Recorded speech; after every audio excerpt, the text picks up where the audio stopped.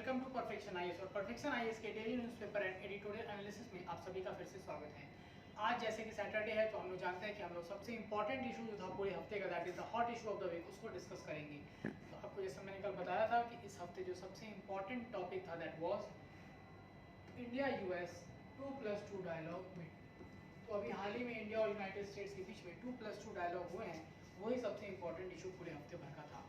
तो हमें सबसे पहले जानना है एक्चुअली 2+2 डायलॉग होता क्या है, फिर हम मोर ओवर क्या डिस्कस करेंगे अपना इंडिया और यूनाइटेड स्टेट्स का पूरा रिलेशन, साथ साथ अभी हाल ही में जो 2+2 डायलॉग्स हुए हैं इसमें एक्चुअली क्या क्या निष्कर्ष सामने आया है, ये सारा कुछ हम लोग डिस्कस करेंगे। बट सबसे पहले हम लोग जानते हैं कि एक्चुअली में 2+2 डायलॉग का मतलब क्या।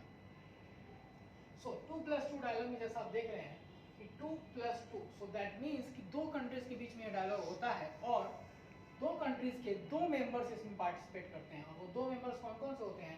External affairs minister and defence minister. आपने फोटो में देखा अभी एस जयशंकर और राजनाथ सिंह गए हुए थे इस मीटिंग को करने के लिए। तो 2+2 डायलॉग में पार्टिसिपेंट जो है वो दो कौन कौन से हैं? External affairs minister and defence minister. ठीक है, सुनाओ अब इंडिया आखिरकार 2+2 डायलॉग जो है उसके बारे में अगर बात करें तो इंडिया का ये डायलॉग किसके साथ होता है।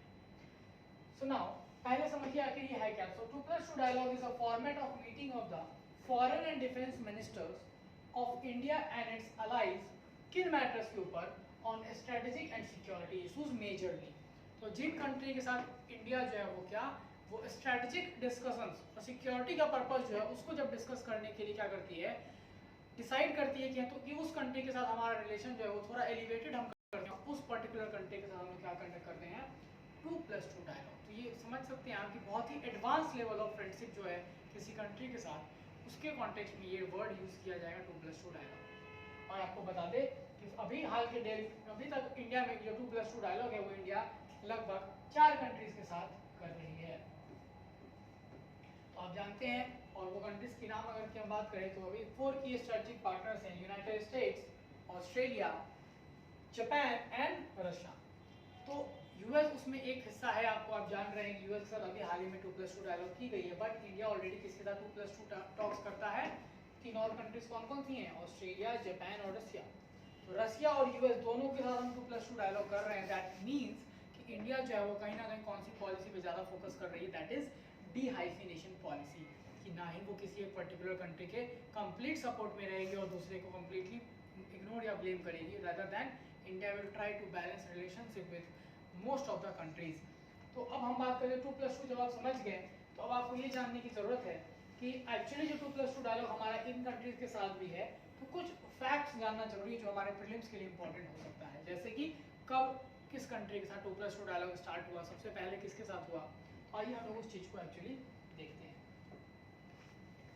सो आप देख सकते हैं कि 2+2 dialogue between India and allies के ग्रुप में कि the 2+2 dialogue is a format of meeting. ये भी हमने जस्ट डिस्कस किया। नेक्स्ट स्लाइड पे आइए, यहाँ पे आपको दिखेगा एक्चुअली कि इंडिया और यूएस का जो 2+2 डायलॉग है, और इसके पहले अगर हम बात करें एक्चुअली में तो आपको बता दें कि इंडिया ऑस्ट्रेलिया का 2+2 डायलॉग होता है, इंडिया जापान का होता है, और सबसे लेटेस्ट जो अभी इंडिया और रशिया का 2+2 डायलॉग हुआ है जो मैं आपको बता दूं। ठीक है, आप यहाँ देख सकते हैं इसमें कि इनॉग्रेटेड 2+2 डायलॉग विद ऑस्ट्रेलिया कब हुआ था? सबसे पहला सितंबर 2021। ठीक है, दिसंबर 2021 में इंडिया का पहला 2+2 डायलॉग हुआ किसके साथ? रशिया के साथ। और अगर आप बात करें इंडिया जापान टॉक्स की, तो इंडिया जापान का जो 2+2 फॉर्मेट था वो कब हुआ? नवंबर 30 2019। सो नवंबर 30 2019। तो आप देख सकते हैं कि एटलीस्ट जापान, रशिया और ऑस्ट्रेलिया में सबसे पुराना किसके साथ 2+2 है? That is Japan. और अगर आपको हम बताएं यूनाइटेड स्टेट्स की, तो यूनाइटेड स्टेट्स के साथ जो हमारा 2+2 डायलॉग है वो सबसे पुराना है। So India US India is India's oldest and most important 2+2 talks partner. और पहला 2+2 डायलॉग जो है वो इन दोनों कंट्रीज के बीच कब हुआ था? सितंबर 2018। सबसे पुराना 2+2 अलाइड इंडिया का कौन है? यूएस। और इसीलिए ये 2+2 डायलॉग इंडिया यूएस का बहुत इंपॉर्टेंट हो जाता है। So India and US have signed. अब जो रिसेंट अभी हमारा ये हुआ है उसके बारे में हम थोड़ा सा बात करेंगे, बट उसके पहले एक्चुअली जो स्टार्टिंग हमारा हुआ इंडिया यूएस का 2+2 डायलॉग का उसके बारे में बात करते हैं। सो So India and US signed foundational pacts for deep military cooperation. तो फाउंडेशनल पैक्ट जो एक्चुअली इंडिया और यूएस के बीच में है, it is a set of 4 agreements. Total 4 agreements है इस फाउंडेशनल फ्रेमवर्क में. जो सबसे पहला स्टार्ट हुआ था, जिसको बोलते हैं जिस्मोया या GSOMIA, it stands for general security of military information agreement. ये अटल बिहारी वाजपेयी के टाइम पे 2002 में साइन किया गया था. ये first of the 4 foundational agreements है. इसमें एक्चुअली होता क्या है, तो अगर आप बात करें तो it was to protect the military information shared by the US. जो भी यूएस मिलिट्री इंफॉर्मेशन शेयर करती थी उसको प्रोटेक्ट करने के लिए एग्रीमेंट साइन किया गया था. The second of this four basic agreement was logistic exchange memorandum of agreement LEMO which was signed in 2016 and it aims to provide mutual logistic support around the world. Mutual logistic support पूरी दुनिया में क्या करने के लिए, पहुंचाने के लिए ये logistic exchange memorandum of agreement sign किया गया. इसके तहत होगा क्या कि इंडिया की जो नेवी है या यूएस की जो नेवल शिप है, वो अगर एक दूसरे की टेरिटरी के आसपास से गुजर रहे हैं, so they can stand by at the territory of the other country for some, you can say for relaxation period और रिचार्ज, और या फिर अगर बात करें हम उसमें रिफ्यूलिंग के लिए, इन सब चीज़ों के लिए क्या किया जा सकता है, logistic exchange memorandum of understanding के तहत ये सारा कुछ किया जा सकता है इन दोनों के बीच में. ये दूसरा एग्रीमेंट साइन हुआ था ऑफ द 4.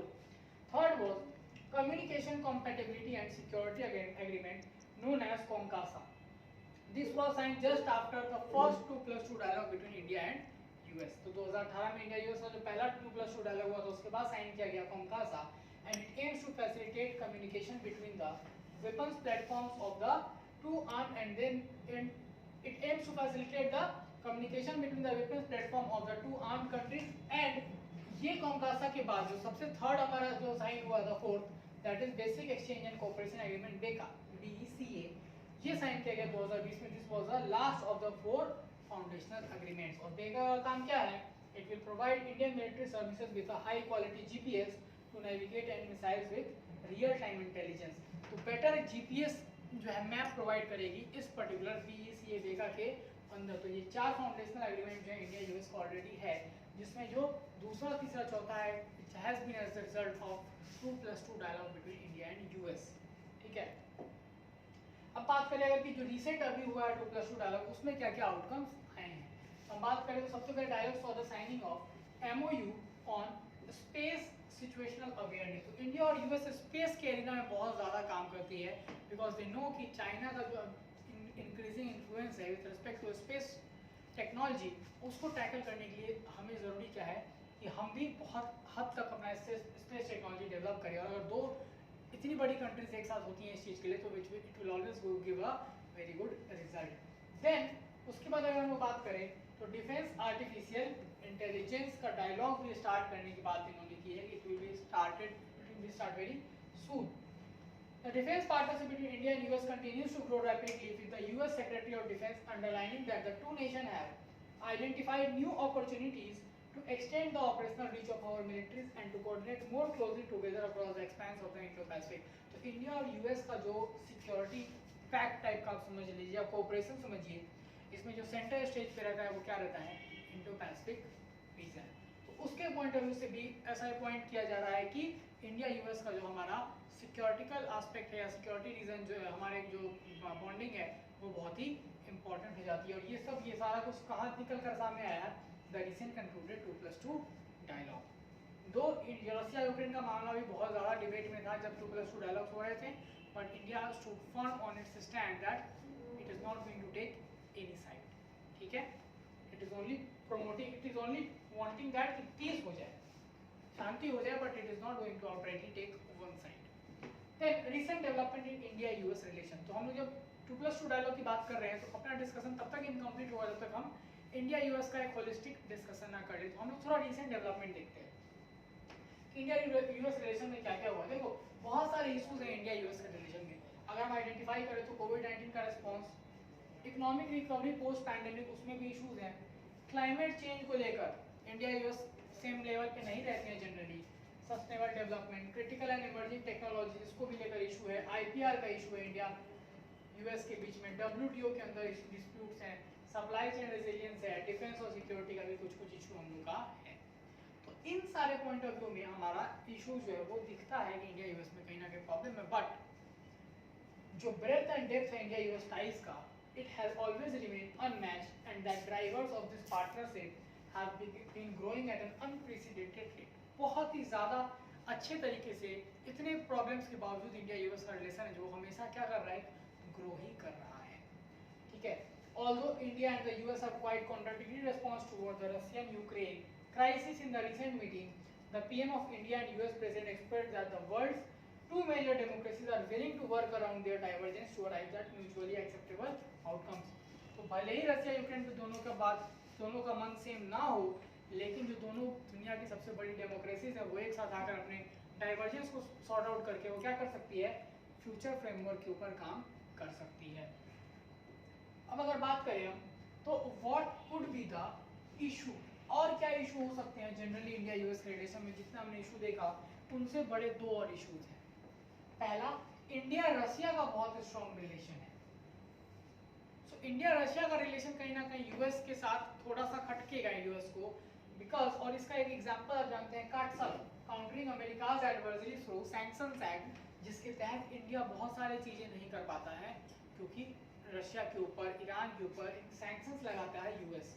तो इंडिया रशिया का जो स्ट्रॉन्ग रिलेशन है, this is one of the points which can be a road block in better India US relation. And second is कि हो सकता है कि इंडिया क्या करे, चाइना की तरफ थोड़ा और लीन करना शुरू कर दे। There can be a possibility with China, क्योंकि कुछ एरियाज पे इंडिया और अमेरिका की राय सेम नहीं होती है। उस जगह पर चाइना जो है वो कहीं ना कहीं इंडिया के साथ इक्वल लेवल पर दिखता है, जैसे म्यांमार, ईरान और अफगानिस्तान। इन तीनों जगहों की अगर बात करें तो चाइना के साथ इंडिया के व्यूज हो सकता है एक बार को ज़्यादा मिले रादर दैन यूनाइटेड स्टेट्स, क्योंकि यूनाइटेड स्टेट्स का व्यू और या फिर स्टैंड टोटली डिफरेंट है।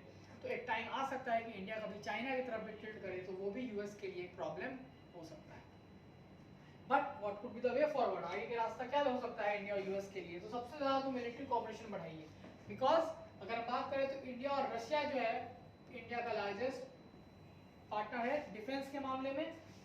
अभी भी 50% से ज़्यादा हम लोग रशिया से ले रहे हैं यूएस के साथ, बट ये डेवलपमेंट बढ़ रही है। बट यूएस का जो डेवलपमेंट बढ़ रही है तो इसको हम लोग को थोड़ा और क्या करना है, इसको बढ़ाना है। So that is why military cooperation is one of the solution. Exploring opportunities, जितने अपॉर्चुनिटीज हैं उसको एक्सप्लोर करना बहुत ज़्यादा जरूरी है। और जितनी अपॉर्चुनिटीज इंडिया, क्योंकि इंडिया जो है वो क्या है, one of the largest market, सबसे बड़ा मार्केट है, इसको एक्सप्लोर करना चाहिए। किसको?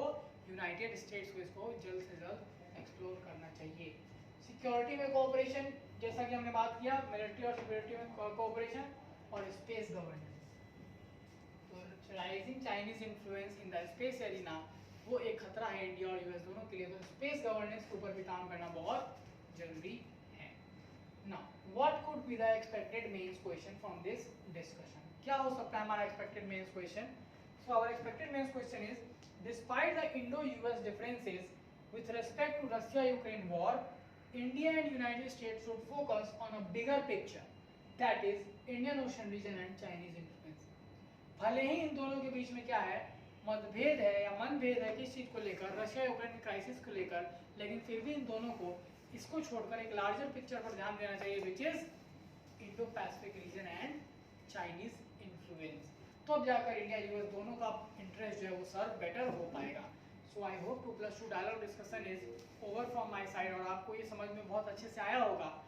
आज के न्यूज़पेपर में 2-3 और इम्पोर्टेंट आपको न्यूज़पेपर के आर्टिकल्स हैं जो कि प्रीलिम्स पॉइंट ऑफ व्यू से आपका थोड़ा इम्पोर्टेंट है, जैसे EDAR portal to speed up accident compensation claim. आपको प्रीलिम्स के लिए बस ये जानना है EDAR एक्चुअली है क्या। तो it stands for EDAR stands for E-Detailed Accident Report, Detailed Accident Report, और ये कौन लॉन्च किया है? Ministry of road transport and highways. तो बस ये आपको जानना जरूरी है EDAR क्या है। Then India gets S-400 training equipment. तो आपको यहाँ पे फिर दिख गया इंडिया रशिया का क्या, डिफेंस कोऑपरेशन। तो S-400 का हमें क्या मिला है, ट्रेनिंग इक्विपमेंट हमको मिल गया है। ये रशिया का सेकंड रेजिमेंट जो है वो कुछ दिन में यूक्रेन वॉर के कारण वापस आ जाएगी। और S-400 आपको बता दें क्या है, ये हमारा मिसाइल डिफेंस सिस्टम है। S-400 one of the most advanced defence missile defence system in the world, that is S-400। ठीक है।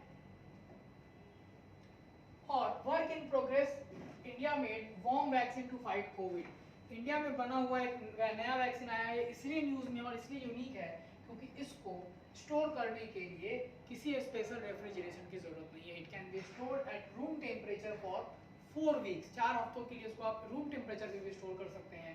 And this vaccine is been developed by Bengaluru based Mindvax private limited, company incubated at the IISc Bangalore. IISc Bangalore में incubation इसका centre है और वो develop कर रही है, that is the name is Mindvax private limited. तो आपको ये जानना एक जरूरी था कि इंडिया ओरिएंटेड वैक्सीन है। तो ये हमारा आज का डिस्कशन यहीं पर खत्म होता है, फिर हम मंडे को आपके साथ मिलेंगे। तब तक के लिए please study well and do take care of yourself. Thank you.